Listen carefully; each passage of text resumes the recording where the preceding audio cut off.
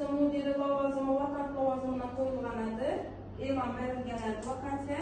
Shundan suhbat jarayoni, bugun suhbat jarayonida 4 ta fuqaro arizasi o'tgan.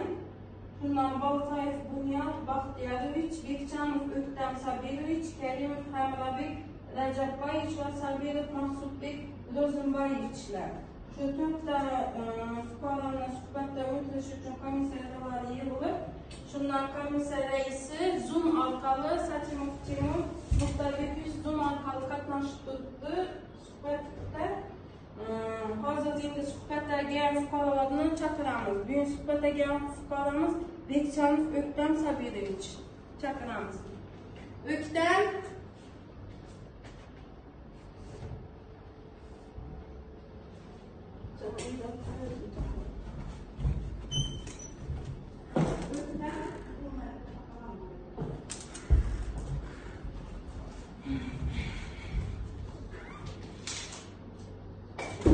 Vakant lavozimini Bekchanov O'ktam Sabirovich suhbatda tayyormisiz?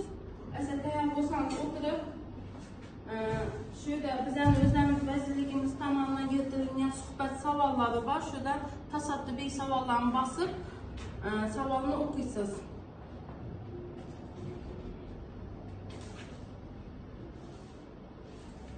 Tushgan savolni birinchini ovozingiz chiqarib o'qing ovozingiz. Prezidentlik instituti Qattiqroq. Prezidentlik institutining mohiyati. O'zbekiston Respublikasi Prezidenti instituti to'g'risida. Boshliqimiz Zoom'da qatnashibdi, eshitish uchun qattiqroq so'zlasangiz savolni.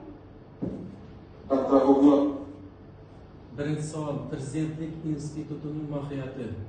Prezidentlik instituti O'zbekiston Konstitutsiyasi bilan belgilangan 19-bobida bunda prezident davlat boshlig'i hisoblanadi.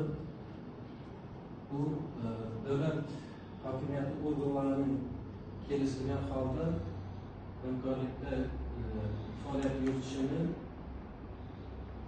ta'minlaydi. Prezidentlik lavozimini 35 yoshdan kichik bo'lmagan, davlat tilini yaxshi biladigan, so'nggi 10 yil O'zbekiston hududida muqim yashayotgan O'zbekiston Respublikasi fuqarosi saylanishi mumkin. Bunda surunkasiga 2 marotaba prezidentlik